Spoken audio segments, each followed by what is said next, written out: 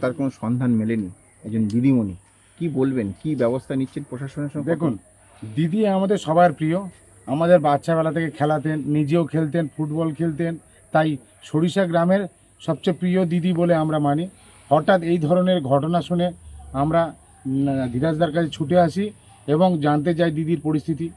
আমাদেরকে জানালেন ধীরাজদা যে এখনো পর্যন্ত কোনো ফোনে খবর পাচ্ছেন না।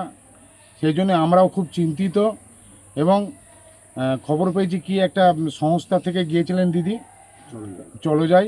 তো আমরাও অনুরোধ করব ওই সংস্থাকে খুব দ্রুত সম্ভব দিদির খোঁজ মিলাতে, এবং আমি চাইবো আমাদের ঊর্ধ্বতন পক্ষ যে মুখ্যমন্ত্রী, ওনার কাছে অনুরোধ করব দিদিকে যে কোনো প্রকারে খোঁজ পাইয়ে আমাদেরকে পাইয়ে দেওয়ার ব্যবস্থা করুক। এটা আমার অনুরোধ, কারণ দিদি আমাদের সরিষা গ্রামের সবচেয়ে প্রিয়। মানে এই রকম অবস্থা কি মনে হয়? এই অবস্থা দেখুন, এটা প্রকৃতি, এর কাছে আমরা কিছুই নয়। কারণ একদম পরিষ্কার আকাশ, সব ভালো দেখা যাচ্ছে, সব কিছু হচ্ছে। দিদি ফোন করে জানাচ্ছেন দাদাকে যে আমরা সবাই ভালো আছি।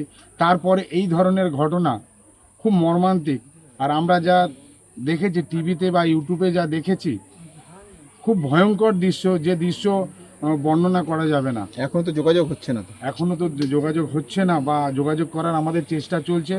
আমরা ডিএম সাহেব এবং এসডিও সাহেবের সঙ্গে কথা বলছি কিভাবে যোগাযোগ করে আমাদের দিদিকে ফেরানোর ব্যবস্থা করি, সেইটা নিয়ে আলোচনা চলছে।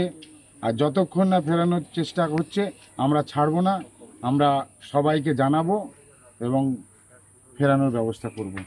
কি নাম আপনার? আমার নাম উত্তম বাগ, ডায়মন্ড হারবার 2 নম্বর মণ্ডল প্রেসিডেন্ট, বিজেপি।